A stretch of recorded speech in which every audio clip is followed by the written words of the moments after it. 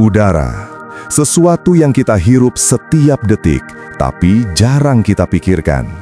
Di balik langit biru yang tampak tenang, ada negara-negara yang berjuang melawan racun tak kasat mata. Dan hari ini, kita akan menyelami 7 negara dengan tingkat polusi udara tertinggi di dunia. Bersiaplah, karena kenyataan ini tidak mudah untuk diterima. Dari kaki Himalaya hingga gurun Afrika, kita akan melihat bagaimana polusi telah menjadi ancaman nyata bagi jutaan jiwa.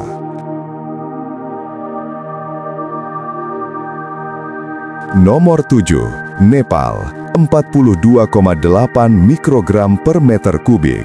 Nepal, negeri yang berdiri anggun di kaki Himalaya, tempat di mana langit menyentuh puncak dunia dan doa-doa bergema di antara lembah dan kuil tua. Tapi di balik keindahan spiritual dan panorama alam yang memesona, ada kenyataan pahit yang tak terlihat oleh mata telanjang. Udara yang perlahan berubah menjadi racun. Kathmandu, ibu kota Nepal, dulunya dikenal sebagai kota budaya dan sejarah. Kini, ia menjadi salah satu kota dengan kualitas udara terburuk di Asia Selatan.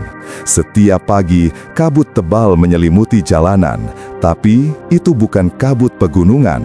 Itu adalah campuran debu, asap kendaraan, dan partikel halus yang mengendap di paru-paru. Sumber polusinya beragam, kendaraan tua yang masih beroperasi tanpa filter emisi, pembakaran sampah rumah tangga di pinggir jalan, serta industri kecil yang menggunakan bahan bakar padat tanpa pengolahan limbah. Di musim dingin, fenomena inversi suhu memperparah keadaan. Udara dingin terperangkap di bawah lapisan hangat, membuat polusi tak bisa naik dan menyebar. Bagi warga Nepal, masker bukan lagi simbol pandemi, tapi perlengkapan harian.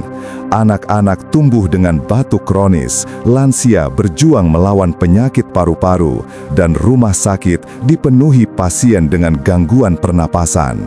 Negeri yang begitu dekat dengan langit justru menjadi tempat di mana bernafas adalah perjuangan. Di sini, keindahan alam dan penderitaan manusia berjalan berdampingan. Lantas, sampai kapan langit Nepal akan tetap kelabu? Nomor 6, Tajikistan, 46,3 mikrogram per meter kubik. Tajikistan, negeri kecil yang tersembunyi di jantung Asia Tengah. Dikelilingi oleh pegunungan Pamir yang menjulang tinggi, negeri ini tampak tenang dari kejauhan. Tapi di balik keheningan alamnya, ada krisis yang tak terlihat, udara yang perlahan berubah menjadi ancaman. Dengan ekonomi yang masih berkembang dan infrastruktur yang terbatas, Tajikistan menghadapi tantangan besar dalam mengelola kualitas udaranya. Di banyak wilayah, terutama pedesaan dan pinggiran kota, masyarakat masih bergantung pada pembakaran bahan bakar padat seperti kayu, batu bara, dan kotoran hewan untuk memasak dan menghangatkan rumah.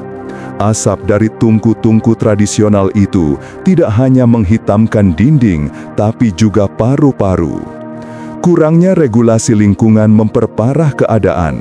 Banyak kendaraan tua masih beroperasi tanpa standar emisi, dan industri kecil berjalan tanpa pengawasan ketat.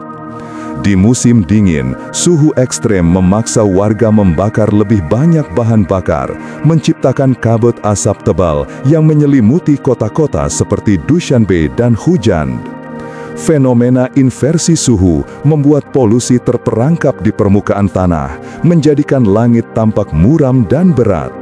Anak-anak bermain di bawah langit kelabu, sementara orang tua batuk-batuk di sudut rumah.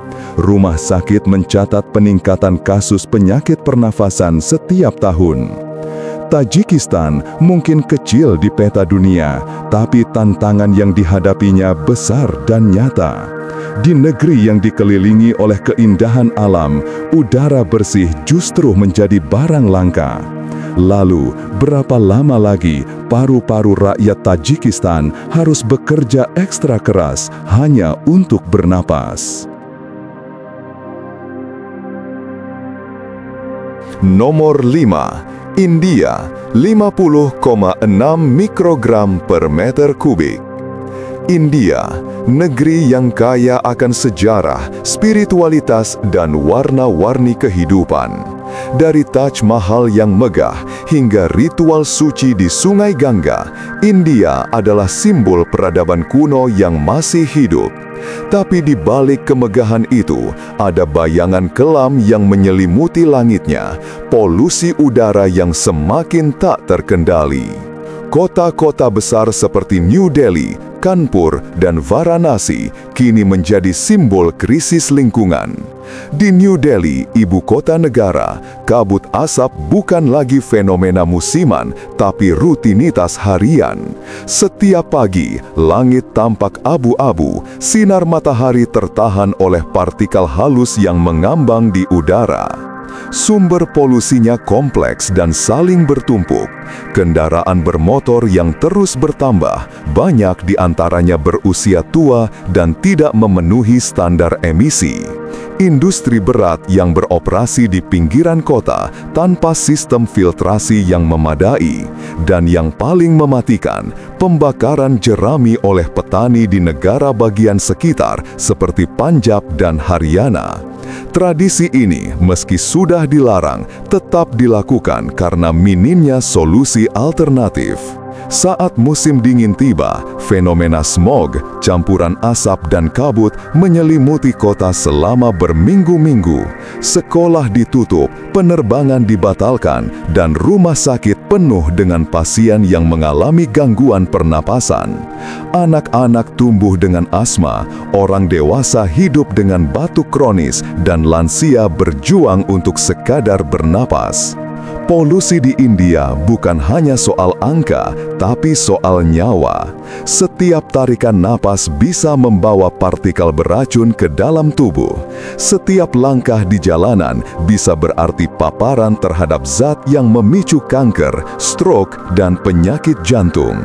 Ironis, negeri yang menjadi tempat kelahiran yoga dan meditasi justru membuat warganya sulit bernapas dengan tenang. Di India, udara bukan lagi berkah, tapi ujian. Apakah kemajuan ekonomi sepadan dengan harga yang harus dibayar oleh paru-paru rakyatnya? Nomor 4. Republik Demokratik Kongo, 58,2 mikrogram per meter kubik. Di jantung benua Afrika, berdiri sebuah negeri yang kaya akan sumber daya alam, emas, berlian, kobalt, dan hutan tropis yang membentang luas. Republik Demokratik Kongo, tanah yang seharusnya menjadi simbol kemakmuran dan keindahan. Tapi kenyataannya jauh dari harapan. Polusi udara di Kongo melonjak drastis dalam beberapa tahun terakhir. Bukan karena industrialisasi besar-besaran seperti di negara maju, tapi karena kombinasi tragis antara kemiskinan, eksploitasi sumber daya, dan minimnya regulasi lingkungan. Salah satu penyebab utama adalah pembakaran biomasa. Di banyak wilayah, masyarakat masih bergantung pada kayu bakar dan arang untuk memasak dan menghangatkan rumah. Setiap hari, asap dari tungku tradisional mengepul ke langit, menciptakan kabut tipis yang tak pernah benar-benar hilang. Tapi itu baru permukaan. Di balik hutan lebat, aktivitas pertambangan ilegal dan legal berlangsung tanpa kontrol ketat. Mesin-mesin berat mengoyak tanah, debu mineral berterbangan, dan bahan kimia beracun dilepaskan ke udara tanpa pengolahan. Para pekerja tambang, banyak di antaranya anak-anak, terpapar langsung oleh polusi yang tak kasat mata. Urbanisasi yang cepat dan tidak terencana juga memperburuk keadaan. Kota-kota seperti Kinshasa tumbuh pesat, tapi tanpa sistem transportasi bersih, tanpa pengelolaan limbah yang memadai, dan tanpa ruang hijau yang cukup. Kendaraan tua, pembakaran sampah terbuka, dan pembangunan liar membuat langit semakin kelabu. Di tempat yang seharusnya hijau dan subur, udara menjadi ancaman.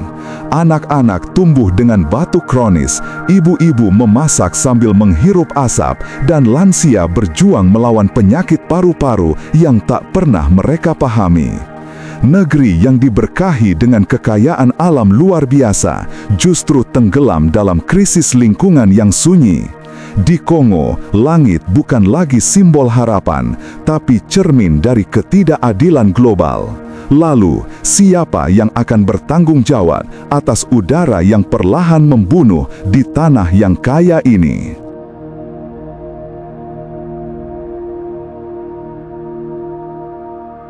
Nomor 3. Pakistan, 73,7 mikrogram per meter kubik. Pakistan, negeri yang kaya akan sejarah, budaya, dan semangat perjuangan. Dari benteng tua di Lahore hingga pasar-pasar ramai di Karachi, kehidupan di sini berjalan dengan semangat yang tak pernah padam. Tapi di balik hiruk-pikuk itu, ada ancaman yang tak terlihat, udara yang perlahan berubah menjadi racun. Kota-kota besar seperti Lahore, Karachi, dan Faisalabad kini menjadi simbol dari krisis lingkungan yang mendalam. Setiap pagi, kabut tebal menyelimuti jalanan. Tapi itu bukan kabut pegunungan, itu adalah smog, campuran asap kendaraan, debu industri, dan partikel halus yang mengendap di paru-paru. Salah satu penyebab utama adalah kendaraan tua yang masih mendominasi jalanan. Banyak dari mereka beroperasi tanpa standar emisi, mengeluarkan asap hitam yang pekat. Di sisi lain, industri berat seperti pabrik tekstil, baja, dan kimia beroperasi tanpa sistem filtrasi yang memadai. Asap dari corobong-corobong pabrik itu naik ke langit lalu turun kembali, masuk ke rumah-rumah, sekolah, dan paru-paru. Pembakaran limbah juga menjadi masalah besar. Di banyak wilayah, sampah dibakar secara terbuka karena minimnya sistem pengelolaan. Plastik, karet, dan bahan kimia terbakar tanpa kontrol, menghasilkan gas beracun yang menyebar ke seluruh penjuru kota. Di musim dingin, fenomena inversi suhu memperparah keadaan. Udara dingin terperangkap di bawah lapisan hangat, membuat polusi tak bisa naik dan menyebar. Akibatnya, langit menjadi kelabu dan jarak pandang menurun drastis. Sekolah-sekolah ditutup, penerbangan dibatalkan, dan rumah sakit penuh dengan pasien yang mengalami gangguan pernafasan. Anak-anak tumbuh dengan paru-paru yang lemah. Mereka batuk setiap hari, bermain dengan masker di wajah, dan belajar di ruang kelas yang dipenuhi udara kotor. Lansia berjuang melawan asma, bronkitis, dan penyakit jantung. Dan di tengah semua itu, harapan perlahan memudar. Ironis, negeri yang penuh semangat dan harapan justru tenggelam dalam kabut yang membunuh perlahan. Di Pakistan, udara bukan lagi berkah, tapi ujian. Apakah kemajuan ekonomi sepadan dengan harga yang harus dibayar oleh generasi masa depan? Nomor 2. Bangladesh, 78 mikrogram per meter kubik. Bangladesh, negeri kecil di Asia Selatan yang padat oleh mimpi dan manusia. Dengan lebih dari 170 juta penduduk yang hidup di wilayah yang sempit, setiap jengkal tanah di sini adalah perjuangan. Tapi, perjuangan terbesar justru datang dari sesuatu yang tak terlihat, udara. Ibu kota Dhaka, salah satu kota terpadat di dunia, kini juga menjadi salah satu yang paling tercemar. Setiap pagi, langit tampak buram, bukan karena kabut, tapi karena partikel halus yang menggantung di udara, menunggu untuk masuk ke paruh-paruh siapa saja yang berani bernafas. Sumber polusinya datang dari berbagai arah. Pabrik tekstil yang menjadi tulang punggung ekonomi Bangladesh beroperasi siang dan malam, seringkali tanpa sistem filtrasi yang memadai. Asap dari cerobong pabrik naik ke langit, lalu turun kembali menyelimuti rumah-rumah dan sekolah. Kendaraan bermotor, sebagian besar berusia tua dan tidak memenuhi standar emisi, memenuhi jalanan Dhaka. Klakson bersahutan, asap knalpot mengepul, dan debu beterbangan. Di tengah kemacetan, warga berjalan kaki dengan masker di wajah, bukan karena tren, tapi karena kebutuhan untuk bertahan hidup. Pembakaran sampah terbuka juga menjadi pemandangan harian. Di sudut-sudut kota, tumpukan limbah plastik, karet, dan bahan kimia dibakar tanpa kontrol. Bau menyengat menyebar ke seluruh penjuru, menciptakan atmosfer yang tidak hanya menyiksa, tapi juga mematikan. Di musim dingin, polusi semakin parah. Fenomena inversi suhu membuat udara kotor terperangkap di permukaan tanah. Anak-anak batuk di ruang kelas, lansia berjuang di rumah sakit, dan ibu-ibu memasak sambil menghirup asap beracun. Di Bangladesh, masker bukan gaya hidup, tapi pelindung terakhir. Setiap tarikan nafas adalah taruhan, setiap hari adalah perjuangan melawan sesuatu yang tak terlihat, tapi mematikan. Negeri yang dikenal dengan semangat kerja keras dan ketangguhan, justru tenggelam dalam kabut yang membunuh perlahan. Lalu, sampai kapan rakyat Bangladesh harus memilih antara hidup dan bernafas? Nomor 1. Cat, 91,8 mikrogram per meter kubik. Dan inilah puncaknya. Negara dengan tingkat polusi udara tertinggi di dunia, Chad. Terletak di jantung Afrika Tengah, Chad bukanlah negara dengan deretan pabrik baja, kilang minyak, atau gedung pencakar langit. Tidak ada lalu lintas padat seperti di New Delhi, tidak ada cerobong asap industri seperti di Beijing. Tapi justru disinilah ironi terbesar terjadi. Angka 91,8 mikrogram per meter kubik bukan sekadar statistik. Itu adalah cerminan dari udara yang setiap hari dihirup oleh jutaan warga Chad. Udara yang penuh dengan partikel halus, debu, dan asap, bukan karena kemajuan, tapi karena keterbatasan. Sumber utama polusi di Chad adalah pembakaran kayu dan biomasa. Di banyak desa dan kota kecil, masyarakat masih bergantung pada kayu bakar untuk memasak dan menghangatkan diri. Tungku tradisional mengepulkan asap setiap pagi, menyelimuti rumah-rumah dengan kabut tipis yang tak pernah benar-benar hilang. Tapi bukan hanya itu. Chad juga dikepung oleh debu gurun dari Sahara yang terus bergerak ke selatan. Angin membawa partikel halus yang menyusup ke setiap celah rumah, sekolah, dan paru-paru. Tanpa vegetasi yang cukup untuk menahan debu dan tanpa sistem pengelolaan lingkungan yang memadai, langit Chad menjadi kelabu hampir sepanjang tahun. Kurangnya infrastruktur memperparah segalanya. Tidak ada sistem transportasi bersih, tidak ada pengelolaan limbah yang terorganisir, dan tidak ada regulasi emisi yang ditegakkan. Di Chad, polusi bukan hasil dari industrialisasi, tapi akibat dari ketidakadilan global. Negara yang minim kontribusi terhadap emisi karbon dunia justru menanggung dampaknya.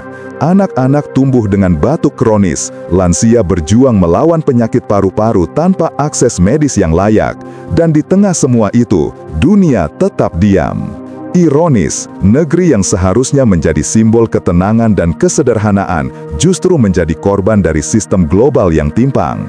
Di Chad, polusi bukan hanya masalah lingkungan, tapi juga masalah kemanusiaan. Dan pertanyaannya adalah, apakah dunia akan terus membiarkan negeri-negeri seperti Chad tenggelam dalam kabut yang bukan mereka ciptakan? Atau kita akan mulai melihat polusi sebagai tanggung jawab bersama, bukan hanya milik negara maju? Polusi bukan hanya masalah negara, tetapi masalah kita semua. Udara tak mengenal batas, dan jika kita tidak bertindak sekarang, mungkin satu hari nanti kita akan masuk daftar ini. Mari jaga bumi sebelum bumi tak lagi bisa menjaga kita.